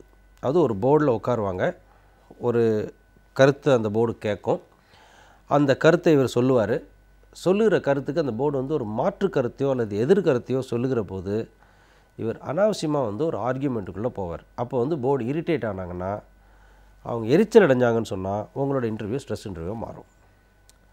ஸோ ரொம்ப ரேராக தான் போர்டே டிசைட் பண்ணி, ஓகே இன்றைக்கி இந்த மாணவரை ஒரு ஸ்ட்ரெஸ்ஸுக்கு ஆளாக்குவோம், அப்படி ஸ்ட்ரெஸ்ஸுக்கு ஆளாக்கும் போது அவர் எப்படி ரியாக்ட் பண்ணுறாரு அப்படின்னு பார்க்கலாம். இது வந்து எப்படின்னா சைக்காலஜிக்கலாக வந்து டெஸ்ட் பண்ணுறது, இந்த சிச்சுவேஷன் ரியாக்ஷன் டெஸ்ட் மாதிரி ஒரு சிச்சுவேஷனை உருவாக்குனா என்ன மாதிரி அவர் ஒரு சூழலை உருவாக்கினால் அவர் எப்படி வந்து அதை எதிர்கொள்கிறான்றதை பார்க்கலாம் அப்படின்னு வந்து சில நேரங்களில் போர்டு வந்து ஸ்ட்ரெஸ் கொடுக்கலாம். ஆக ஸ்ட்ரெஸ் இன்டர்வியூங்கிறது வந்து என்னை பொறுத்த வரைக்கும் நான் என்ன சொல்கிறேன்னா, பெரும்பாலான நேரங்களில் இயல்பாகவே ஒரு இன்டர்வியூ ஸ்ட்ரெஸ்ஸாக மாறுறது தான் நம்ம பார்ப்போமே தவிர, போர்டு திட்டமிட்டே இவனுக்கு ஸ்ட்ரெஸ் கொடுப்போம் அப்படின்னு செய்கிறது இல்லை. ரொம்ப ரேராக அப்படியும் செய்கிறது உண்டு. அதுக்கான எப்பயுமே பண்ண மாட்டாங்கன்னு சொல்லலை. சில நேரங்களில் சில கேண்டிடேட்ஸை பார்க்கும்போது சில கேண்டிடேட்ஸ்க்கு போர்டே நினைக்கலாம். அவங்களுக்கு ஒரு வேளை வந்து போர்டு அடிச்சிருக்கும். எப்படி இயல்பாகவே கேள்வி கேட்டுகிட்டே போகிறோம், சரி வர்ற கேண்டிடேட்டுக்கு வந்து ஒரு ஸ்ட்ரெஸ் கொடுப்போம், எப்படி ரெஸ்பாண்ட் பண்ணுறாரு பார்க்கலாம் அப்படின்னு ஸ்ட்ரெஸ் கொடுக்கலாம். இப்போது அந்த மாதிரி ஸ்ட்ரெஸ் கொடுக்கும்போது நம்ம என்ன செய்யணும், எப்படி வந்து ஹேண்டில் பண்ணணும்? முதல்ல வந்து ஒரு ஸ்ட்ரெஸ் இன்டர்வியூங்கிறது நீங்கள் கண்டுபிடிக்கிறதே வந்து கொஞ்சம் அந்த நேரத்தில் வந்து எல்லாமே ஸ்ட்ரெஸ்ஸாக இருக்கிறதுனால, ஒரு மாணவர் வந்து அவரே ஸ்ட்ரெஸ்ஸுக்குள்ளே இருக்கிறதுனால தனக்கு நடக்குது ஸ்ட்ரெஸ் இன்டர்வியூன்னு கூட அவரால் இயல்பாக புரிஞ்சிக்க முடியாது. ஸோ முதல்ல அதனால் என்ன சொல்லுவேன் அப்படின்னா, நான் இன்டர்வியூ போர்டுக்கு போகிறதுக்கு முன்னாடி கீப் யுவர் கூல். அதாவது நீங்கள் எவ்வளோக்கு எவ்வளோ வந்து உங்களோட மனசை வந்து ஒருமுகப்படுத்திட்டு ஒரு அமைதியாக உங்கள் மனசை வச்சுக்கிட்டு உள்ளே போக முடியுமோ அவ்வளோக்கு எவ்வளோ நல்லது. தேவையில்லாமல் டென்ஷன் ஆக வேண்டாம். ஒன்று, இன்டர்வியூ அப்படிங்கிறது வந்து உங்களுடைய ஆளுமையை சோதிக்கக்கூடிய ஒரு விஷயம். உங்களை நீங்களாக உங்களை அங்கே காட்ட வேண்டிய ஒரு அவசியம் இருக்கிறது. நீங்களாக இருக்கணும். அங்கே யூ ஷுட் ஷோ யுவர் செல்ஃப்னு சொல்லுவோம். நீங்களாக தான் அந்த இடத்துல இருக்கணும். ஒரு மாணவர் அவராகவே இருக்கணும். அப்படி இருக்கிறதுக்கு அவர் முயற்சி பண்ணாலே போதும், இயல்பாக இருக்க முயற்சி பண்ணாலே போதும், அந்த இடத்துல வந்து அவர் ஸ்ட்ரெஸ்ஸை ஈஸியாக ஹேண்டில் பண்ண முடியும். This is first one. சரி, எப்படி சார் ஸ்ட்ரெஸ் இன்டர்வியூ நடக்கும், எப்படி சார் ஸ்ட்ரெஸ் இன்டர்வியூவில் கேள்வி கேட்பாங்க? ஒன்று, ஒரு மாணவர் சொல்லுகிற பதிலை பூராமே வந்து பார்த்திங்கன்னா அந்த போர்டு வந்து மறுக்கலாம். இல்லை நீ சொல்கிறது சரியில்லை, நீ சொல்கிறது தப்பு, இல்லை இது ஏன் அப்படி இருக்கக்கூடாது அப்படின்னு கவுண்டர் கொடுத்துட்டே போகலாம். அப்படின்னா நீங்கள் புரிஞ்சுக்கலாம், 2 தடவை 3 தடவைக்கு மேலே உங்கள் பதிலுக்கு வந்து கவுண்டர் கொடுக்குறாங்கன்னு சொன்னாலே உங்களை வந்து டென்ஷன் பண்ணுறதுக்கு, உங்களை ஸ்ட்ரெஸ் பண்ணுறதுக்கு ட்ரை பண்ணுறாங்கன்னு நீங்கள் பார்க்கலாம். சில நேரங்களில் வந்து சில போர்டு மெம்பர்ஸ் வந்து ரியாக்ஷன் காட்டுவாங்க. அது தேவையில்லாமல் அல்லது வந்து அளவுக்கு அதிகமாக ஒரு உணர்வை காட்டுவாங்க. கோவப்படுறாங்கன்னு வச்சுக்கோமே, நீங்கள் 10 கேள்விக்கு தெரியலன்னு சொல்கிறீங்க, என்னப்பா அப்படின்னு ஒரு எரிச்சல் காமிக்கிறது. அது ஏன்பா இது கூட உனக்கு தெரியலையா அப்படின்னு கேட்குறதுக்கு பதிலாக ஒரு கோபத்தை அப்படியே காமிக்கிறது, அப்படி காமிக்கலாம். அப்போது உங்களை ஸ்ட்ரெஸ் பண்ணுறாங்கன்னு அர்த்தம். சில நேரங்களில் வந்து சில போர்டு மெம்பர்ஸ் என்ன பண்ணுவாங்கன்னா, ஒரு கேள்வியை கேட்டுட்டு அவங்க எழுந்து போயிடுவாங்க, அல்லது அவங்க உங்களை கவனிக்க மாட்டாங்க, அவங்களுக்குள்ளே பேச ஆரம்பிப்பாங்க. ஸோ அப்போது உங்களுக்கு தெரியும், சரி ஓகே நம்மளை ஒரு சூழலுக்கு ஆளாக்குறாங்க, ஒரு சிச்சுவேஷனுக்கு ஆளாக்குறாங்க, அதில் நாம் எப்படி ரெஸ்பாண்ட் பண்ணுறோங்கிறத பார்க்குறாங்க. 4வது, உங்களை வந்து ஒரு ஆர்கியூமெண்ட்டுக்கு கூப்பிடுவாங்க. அது அவங்களே வந்து ஒரு ஆர்கியூமெண்ட்டுக்கு இழுப்பாங்க. நீங்கள் சொல்கிற ஒரு பதிலை வந்து அதே அப்படி இருக்கக்கூடாது, நக்கல் அடிக்கிறது, அது உங்களை ப்ரோவொகேட் பண்ணி ஒரு இது பண்ணுறது. இதெல்லாம் பார்த்திங்கன்னா நீங்கள் ஐடென்டிஃபை பண்ணிக்கலாம், உங்களை ஸ்ட்ரெஸ் பண்ணுறதுக்கு ட்ரை பண்ணுறாங்கன்னு ஐடென்டிஃபை பண்ணிக்கலாம். ஸோ இப்போ இந்த மாதிரியான விஷயங்கள் நடந்ததுனாலே உங்களுக்கே தெரியும் நமக்கு இது வந்து ஸ்ட்ரெஸ் இன்டர்வியூவாக ஆக போகுது, நம்மளுக்கு ஸ்ட்ரெஸ் பண்ணுறதுக்கு ட்ரை பண்ணுறாங்க அப்படின்னு. 5வது என்ன பண்ணாங்க அப்படின்னா, சில ப்ராக்டிக்கல் எக்ஸாம்பிள்ஸே இருக்குது. ஒரு மாணவர் என்ன பண்ணுறாரு, அந்த இன்டர்வியூ ரூமுக்குள்ளே போகிறதுக்கு கதவை திறக்கிறாரு. திறந்து அவர் அந்த ரூமுக்குள்ளே நடந்து வர்றதுக்கு முன்னாடி அவர் அந்த டோரில் அப்பியர் ஆன உடனேயே அவரை பார்த்து கேள்வியை கேட்குறாங்க. நீங்கள் இவ்வளோ நாள் வந்து ப்ரிப்பேர் பண்ணியிருக்கீங்க, 5 வருடங்கள் ஆச்சு நீங்கள் எம்எஸ்சி முடிச்சு, ஏன் வந்து நீங்கள் இது வரைக்கும் எந்த வேலைக்குமே போகாமல் சிவில் சர்வீஸ்க்கு மட்டுமே ப்ரிப்பேர் பண்ணுறீங்க அப்படின்னு ஒரு கேள்வி கேட்குறாங்க. இப்போ அந்த மாணவருக்கு என்ன அதனால் ஸ்ட்ரெஸ் ஆகுது. இப்போ நான் உள்ளே வரணுமா, இல்லை அங்கேருந்தே நான் கத்தி பதில் சொல்லணுமா, இல்லை உள்ளே வந்து எனக்குன்னு இருக்கப்பட்ட இருக்கை கிட்டே நின்றுட்டு பதில் சொல்லணுமா, என்ன பண்ணணும்?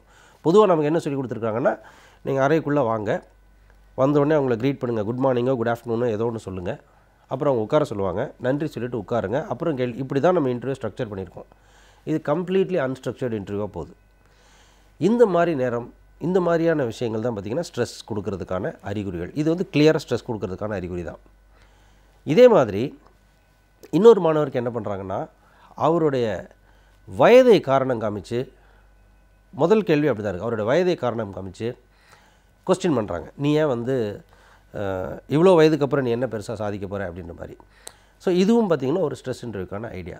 ஸோ இந்த ஸ்ட்ரெஸ்ஸை பூரா எப்படி ஹேண்டில் பண்ணணும் அப்படிங்கிறது குறித்து நம்ம அடுத்த நிகழ்ச்சியில் விரிவாக இன்னும் பேசலாம். இன்னும் 2-3 இன்சிடென்ட்ஸ் இருக்குது, எப்படிலாம் ஸ்ட்ரெஸ் வரலாம் அப்படிங்கிறது குறித்து நம்ம அடுத்த நிகழ்ச்சியில் வந்து இதை பற்றி தொடர்ந்து பேசுவோம். நன்றி, வணக்கம்.